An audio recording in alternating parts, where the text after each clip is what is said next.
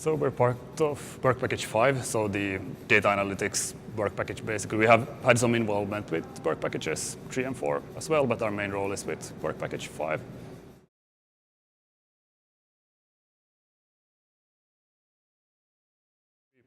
All the partners in work package 5 have been really waiting for data to enter the platform, and it's really wonderful to hear that that has happened now.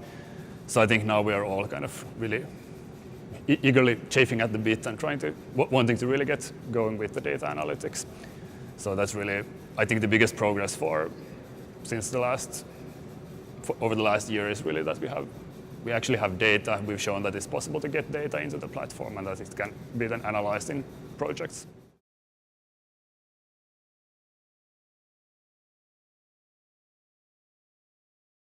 Currently, we are setting up kind of the first data analytics, something as a software company. A big interest for us is that how to ensure that we have good documentation, good version control, and so on of all the analytics code, so that it's actually reusable later on, understandable, and so on. And that's something we are really looking forward to participating in and providing input for now over the next quarter or so.